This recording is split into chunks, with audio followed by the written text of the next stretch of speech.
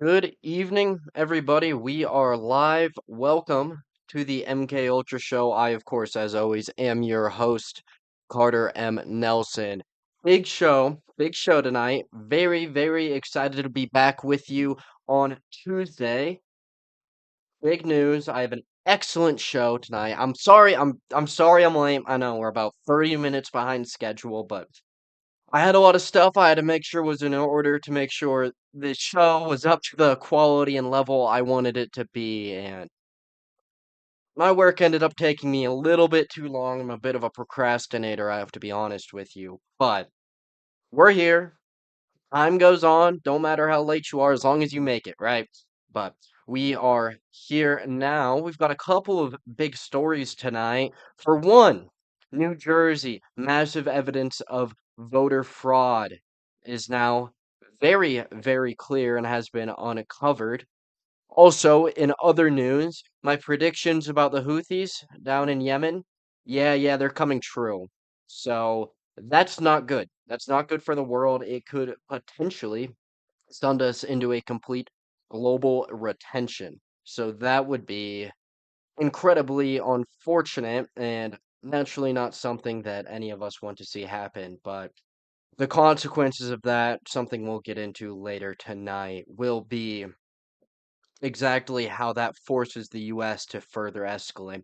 We already see significant evidence of potential US escalation in the conflict with Iran, and the blocking of the Bab el Mandeb Strait would force us to really, really kick in and start to escalate further than we've been willing to, because that really advances the timetable that we have set for us. And then finally, our headliner is Israel's $50 million campaign to buy your support. That's right, they are investing significant amounts of money in an attempt to save their global public image, specifically among young conservatives across the United States. Naturally, they see that both parties are moving away from them. The Democrats already are almost unsavable in the eyes of Israel. But the Republicans, they still have a little bit of a hold, but they are significantly slipping in the younger groups. The older groups, they all still love Israel. Our greatest ally. Please, yes, take more of my money. But with this younger group of conservative voters, it's becoming evident that the public opinion of Israel is not looking very positive. So they are making a significant bid in an attempt to buy buy away the young conservatives. So that's what I have in store for you tonight. Again, very excited to be here. Great, great show. Before we get into it, I would like to ask you, please like and subscribe. We're trying to build something big here, something monumental, one might say, and every little bit of support helps. It means more to me than you could ever imagine. So please, if you are enjoying the show and you want to support my ability to do this for the long run, even a like, it helps more than you could imagine. But before I get too sidetracked, we're going to go ahead and get right into this. So, as I was saying, New Jersey, a massive story is coming out of there, and I'm going to read to you straight Straight from here, the Democratic governor, Mickey Sherrill, said Tuesday that 6,600 non citizens were erroneously registered to vote when they applied for driver's licenses and identification cards from June 2023 to June 2024. The individuals had indicated that they weren't U.S. citizens on their application to New Jersey's motor vehicle system, but the system registered them anyways, the state said. And that comes from the, oh, sorry, I was blanking there, the Wall Street Journal. So, yeah, well, essentially what we have here is legitimate evidence that there are massive issues in our registration system which allow for non-citizens to be registered, which gives them the ability to sway our elections. The reports that we are getting from New Jersey, they are claiming that we have no evidence that these affected any elections, but they will work to secure the issues. But I think what this highlights is a much greater issue in our current voting system. I already think too many people to vote, if I'm being honest with you. I don't think that every single person in the country should be voting. I mean, you speak to the average person and they have absolutely no idea what's going on in the greater political and economic atmosphere of things, and they tend to quickly drive our country into ruins based off of information that they receive from whatever celebrity is popular that day. So we have massive issues already in our current voting system, and they are leading our country into a rather dark path, and that's something that I would prefer to personally avoid. But what this highlights is we're letting even the non-citizens vote. And sure, we have this coming out of New Jersey, and sure, they're saying, oh, well, there's no evidence that it changed any elections. But what about all the cases that aren't caught? What about all of the states that feel as though that they benefit from allowing non-citizens voting? Why do you think the Democrats are so in favor of sanctuary cities? Well, it's quite simple. Those people will always vote blue. They'll vote for the party who will keep them here, who will subsidize them, the party who will give them everything they need to stay here while being as little of a benefit to the country as possible. So that is going to be a significant issue. I mean, again, New Jersey, they're highlighting this, but we look back on we look back on California and it's like, you really think that the California government is going to investigate into potential cases of voter fraud and they're going to do anything about it if anything comes onto their desk? Absolutely not. So, we have legitimate evidence that our voting system is broken and it's not that difficult for non-US citizens to become registered voters in this country. And that majors serious risks, which include influence from other nations, which a previous study, which recently came out, an investigation that was done by our federal government, it pointed towards the Chinese have done significant work to study our voting trajectories, how the people vote, how we can influence them, and how they can change our elections. So, if we have evidence of foreign tampering, it means that only can non-citizens vote for their own good as opposed to the good of those who are meant to reside here. But it also means that it potentially is not very difficult for foreign agents to come here and change our elections. So that is a major issue. Hopefully, we can clamp down on that. And I've been talking about how important it is that the Republicans can get their heads out of their ass and pass the SAFE Act before we lose the House in the 2026 midterms, which is almost inevitable. It's very likely we lose the House and almost certainly lose the House and likely we lose the Senate. So we will see, but it is incredibly important that happens because we have this evidence of voter fraud going on. And the only way we can change that is to safeguard our elections by requiring significant proof of being a US citizen to be able to register to vote. So that is a necessity, or there's a chance we lose this country for a very long time. Because there's a legitimate chance with how unpopular the Republicans are that we don't have a majority. Because right now, it's important to understand we are in an incredibly advantageous time, at least we should be on paper, where we control the House, the Senate, the executive branch, and the judicial branch. We should be able to pass any legislation we want, but the Republican Party is full of pussies, so we haven't seen that happen.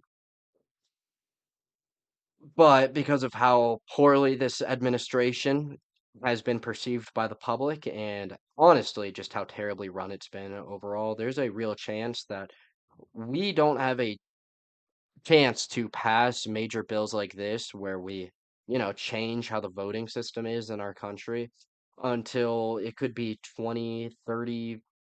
It could be 2036. 2036 isn't unreasonable. We lose the executive branch till 2036. Yeah. Yeah, it could be another decade before we have a chance to shore up our elections.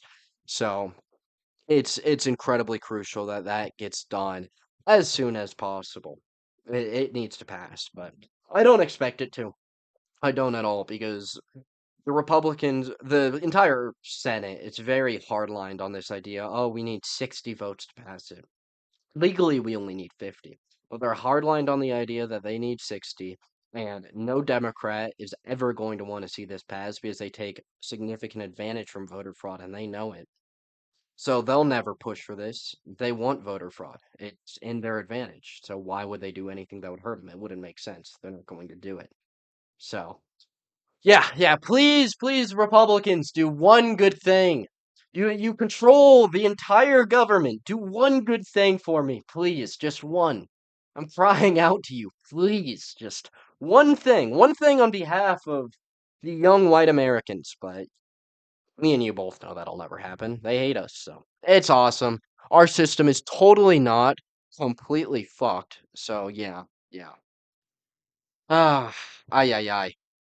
In other news, like I was saying, I talked about this last week.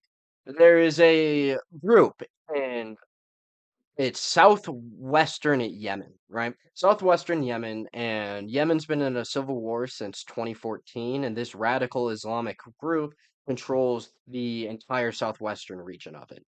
Now, this group is very pro-Iranian. In fact, they have significant, the Iranian regime has significant influence on this group themselves. And why this group is so important is because they happen to border the other strait that allows Saudi Arabia to still get oil out without having to go through the Strait of Hormuz. That strait is the Bab al Memdeb Strait. And I said last week, be prepared for this radical group to at any point close down this strait and throw the entire world into a recession. Well, guess what? New reports are coming out over the last day that this group has begun turning ships around and has begun blockading this strait. In fact, we have multiple Chinese vessels who were heading from Saudi Arabia and they were going to go to Asia to bring oil there. And they were forced to make a U turn at the strait and instead go through the Suez Canal, which requires, obviously, if you know the geography of it, you have the Middle East here. The Suez Canal is going to have Egypt up here, and you'd have to go through that. And if you go that way, you have to go all the way around Africa to get to Asia, which will inevitably skyrocket oil prices because as the supply goes down, as it gets harder to move oil throughout the world, which will result in less people willing to do it because there will be less economic benefits in even attempting it. Well, that means the oil prices will continue to go up, and oil prices going up means the price of everything goes up. So it's going to put us into an incredibly, incredibly difficult circumstance. The US is already facing a major oil crisis, as I've been talking about on just about every show. We don't have the reserves to keep this war going forever. We have to break through the Strait of Hormuz. We have to find a way to get ships in and out of there. And we've tried using the Oman route, but the Iranians have done an excellent job at shooting a lot of missiles at any ship trying to use a route that isn't Iranian approved. So, yeah, we're going to have to find a way to pretty much force the Iranians to allow open access through that strait, which means escalation.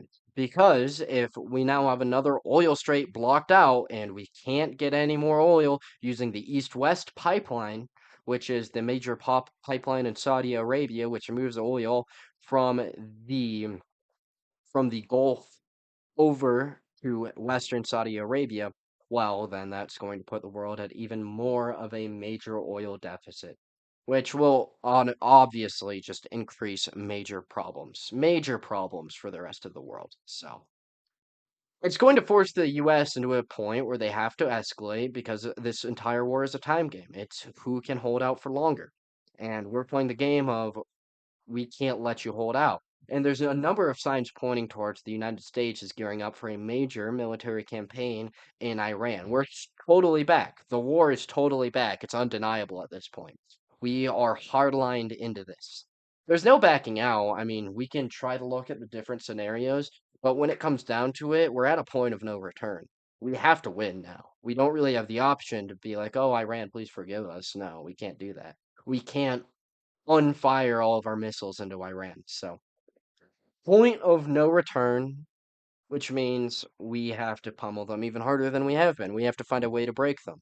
And we have put a significant investment in attempting to break them. I mean, we killed their entire leadership, and it just didn't seem to change anything, and that's the issue we ran into. Iran is not a democratic country.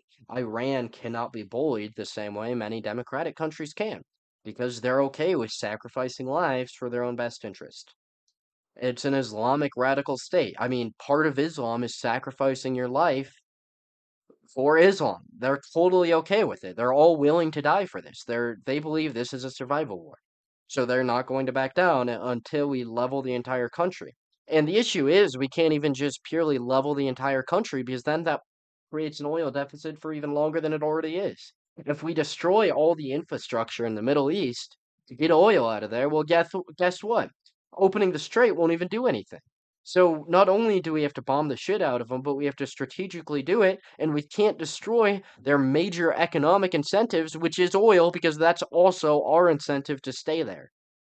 So it's an incredibly complicated situation, and Pete Hegseth just went to Congress to essentially beg for more money because we have plans to escalate. And that's all the sign you need. When the Pentagon is saying, hey, we need more money, our previous estimates won't cover our new plans, that means that we're gearing up for a major, major escalation. And Trump has said if we don't come to a agreement, if the strait isn't open by the end of the week, we're going to escalate. And him going and asking for money is a clear sign that there's no incoming peace coming.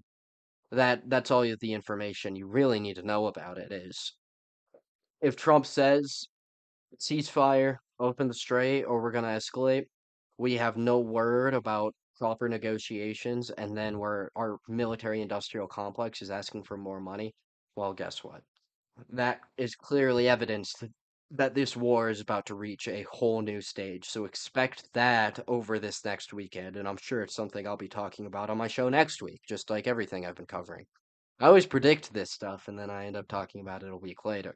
So that's something that you can expect on the MK Ultra show next week. Very, very exciting. The Iran war, I fully expect to majorly escalate. And I mean, we have U.S. troops dying now over there, 3 casualties so far. It's a bad sign. That's obviously a bad sign. It's not something anybody wants to see. We are continuing to move aircraft into the area. We're continuing to move different units. I talked about the 11th Expeditionary Unit of the Marine Corps getting moved from the Pacific, as specifically they were stationed in California, but they routinely did their exercises in the Pacific. They were moved to the Middle East, so we're preparing for something a lot more major there because we have to find a way to crumble the regime in a timely manner, especially with the Houthis beginning to blockade the Strait of Bab el Memdeb. But that'll cover everything. We'll talk about the Iran war tonight. I know it's been every single night that seems like all I'm talking about, but I mean, that's the biggest thing going on. There hasn't been a lot of news outside of that, and everything right now is focused on the Middle East. The entire world is getting dictated on what's going to happen next there. So there's no way to really avoid making that the entire show. So, it is what it is. I'm having a good time. I hope you are too. Let me know.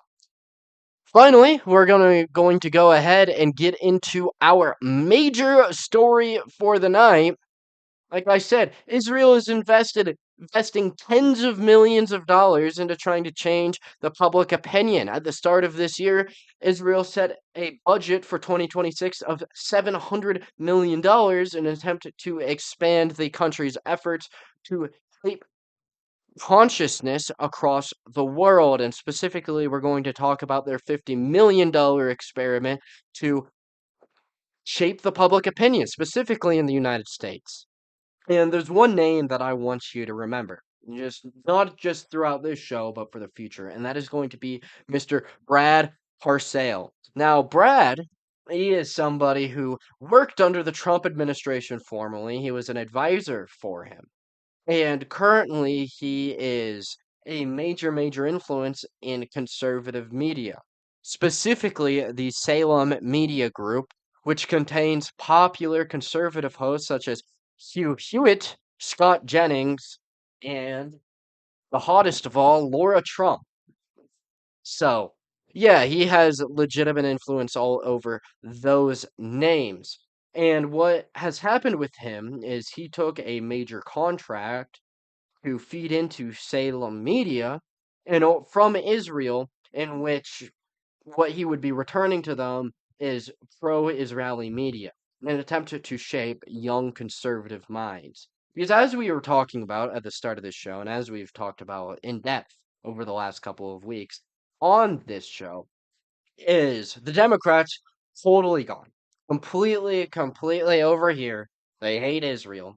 Now, we've talked about we can't like ally with them. We can't be like, oh, yes, they're waking up. It's time to all be Democrats because they're not waking up. They only hate Israel because they view it as a white colonial state who is doing terrible things to a poor indigenous population. And they oversimplify as always, and it's just a way for them to perpetuate their hatred of the West. They hate Israel because Israel is a staple of Western culture slapped in the middle of the Middle East. So, their reasons for hating Israel are dumb. So, fuck them. They don't understand it.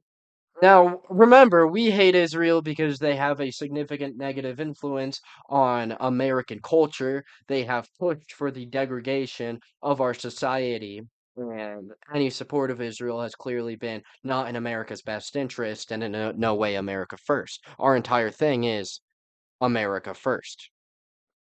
So that's the difference. But through Salem Media, one of their goals is to shape the young Republican mind because as the Democrats are going further away from pro-Israel beliefs, the Republicans, the older generation at least, have continued to push rather pro-Israeli sentiments. However, there is a noticeable trend where more and more even young Republicans have a unfavorable view of the Israeli government. This is quite evident across our society. It's currently looked at that 60% of Americans have an unfavorable opinion of Israel. So things are changing and things are changing fast, and Israel sees this. And something that's important to recognize about Israel is they're essentially a parasitic state to the United States. The only reason that we tolerate so much of what they do is because the United States does have legitimate strategic reasons to have to be in the Middle East, which are becoming more evident by the economic crisis being inflicted by the blockage of multiple major oil routes. But the issue is Israel is a terrible ally. Israel bombed the USS Liberty. They took down the Twin Towers. They fuck over the Americans time and time again for their best interest, and we need to put them back into their place because they're just a weak little fucking. They're a little sliver of a country. They're a joke, but they have these dreams of a greater Israel. They write about this all the time, an Israel which stretches from the tip of southern Turkey all the way down through the Suez Canal, throughout Egypt, and yeah, yeah. Greater Israel is their mission, and they're going to do everything to secure that, and that's something that we as Americans need to push back against because it's not in our best interest, and honestly, they are an incredibly disgusting regime. Like, I talk about how we dislike Israel for different reasons other than the Democrats, but there is still a humanitarian factor. It's still like, oh, I don't really like that they're genociding children. That's kind of fucked up. So, yeah, just an evil state. But they're attempting to change the view across America, and this isn't always only visible in American media. Part of this $50 million was also directed towards the organization Faith Through, or excuse me, Show Faith by Works, which is a conglomerate which puts money into different Christian megachurches across the country. And what their goal is with this is essentially to spread the idea of Judeo-Christian values. They want to intertwine Christianity with Judaism, which we all can recognize is obviously something that doesn't work at all. The idea of Judeo-Christian values is an antithesis to each other. I mean, who killed Jesus? I mean, if I have to be the one to say it, I will. Who killed Jesus? So, yeah, there's that. It just doesn't work. They hate Jesus. They write that he's burning in a pile of shit, so you just cannot mix Judaism with Christianity. They don't work together. We have a totally different value system. That's why they're okay with saying kill all goys, and we're not. That's why, we believe in caring about those who are our enemies, and they don't. Although the real black pill is that they were right. Black pill is that they're right about the goyim. I'm seeing the reactions. I'm seeing the fact that these campaigns work and that Judeo-Christianity is actually pushed amongst the megachurch Christians. And I'm like, fuck, were they right about the goyim? No, no, my goys, my fellow goys, let us rise up together. No more, please, please, please, just take them all out. Israel, do what you have to. Oh, Netanyahu, Netanyahu, please. You were right about the goys. Finish the job. No, I'm kidding. I'm kidding. It's a joke. It's a joke. No, it's a joke. No, don't take me seriously. It's a joke. I love the goys. I don't think that we'd maybe be better off without them. It's a joke. It's a joke. So yeah, but it's just a joke. It's don't take it seriously. Don't freak out. It's a joke. But yeah, yeah. So they're using this Show Faith by Works program to push Judeo sentiments and pro-Israel sentiments and outlining the Palestinians as all terrorists throughout these mega churches. And if you think that this stuff doesn't affect you, it does. You know, I was looking into this and I realized that I'm not going to dox myself here, or at least I'll do my best not to. But the church I actually grew up in is one of the churches which is getting funded by this group. They are pumping money into the church I grew up in. And it's not like it's not like it was some giant mega church. I mean, it was a mega church. I hate that church. They were flying a pride flag outside of it, which if you want to see what Judeo-Christian values do to a church, that'll tell you. They literally fly pride flags outside of there now.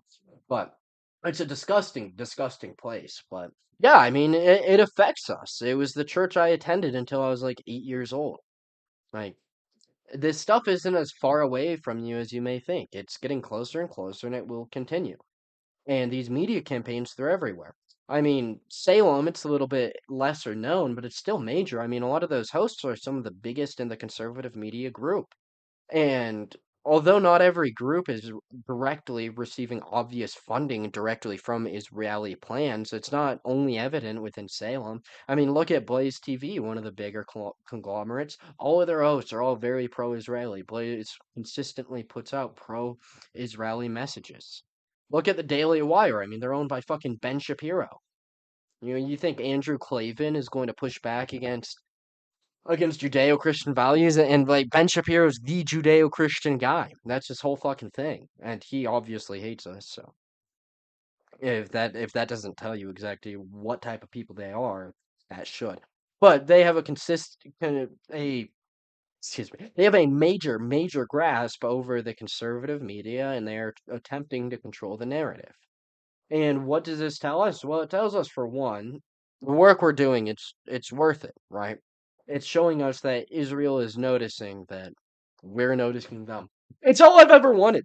I just wanted them to notice me like I noticed them. Oh, Jews, please, please notice me how I notice you. Can we get a little bit of reciprocation? I need it so badly. So badly, I dream of it.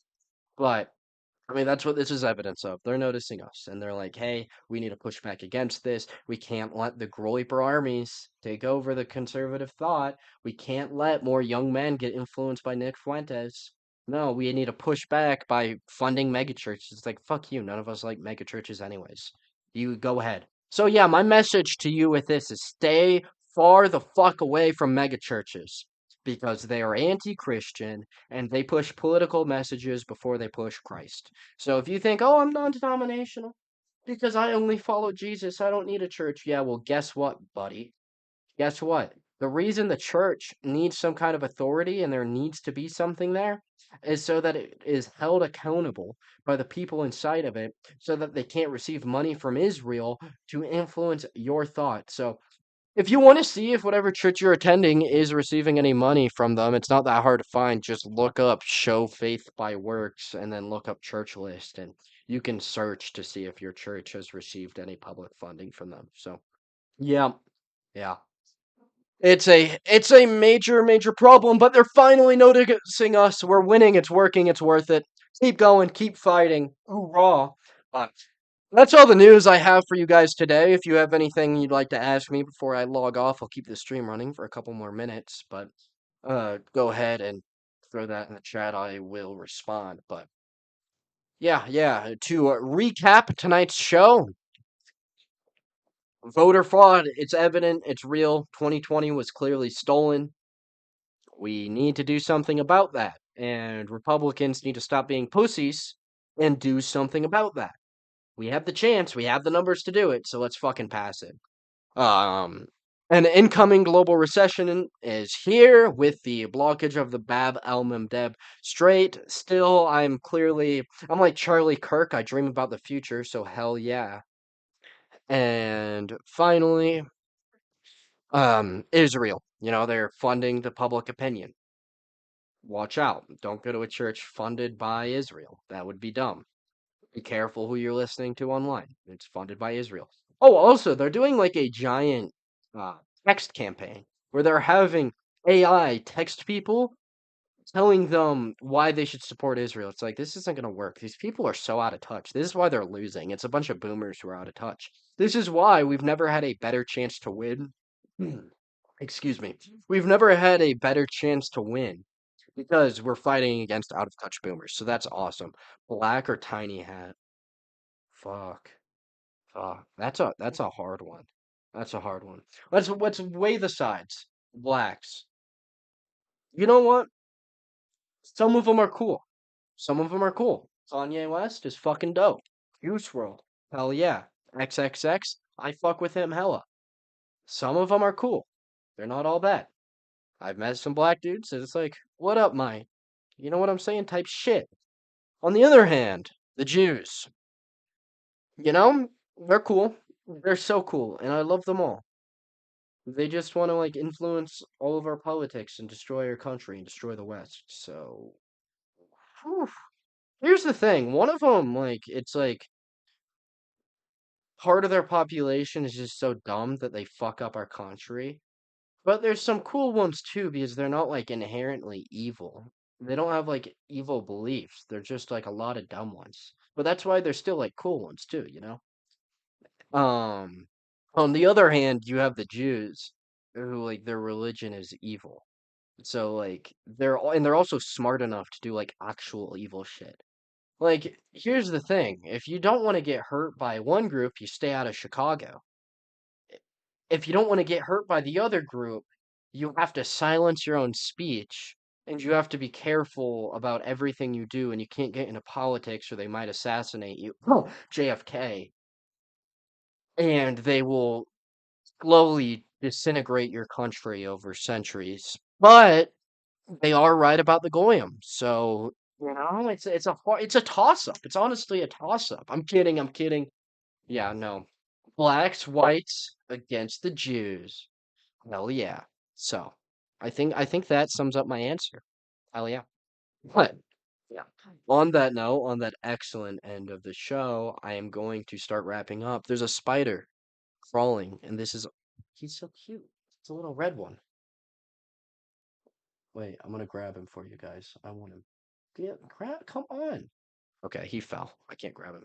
He fell off my hand. This is sad. I wanted that spider. But on that note, it was an excellent stream. So good to be back with all of you guys tonight. I will be back again PM tomorrow, hopefully. I'll try not to be late, but yeah, if I'm late, it's just because I'm cooking up a great show, so you don't want to miss it. But it was fun. It was great. May God bless you. May he be favorable towards you. And so long. Peace out. And God bless y'all.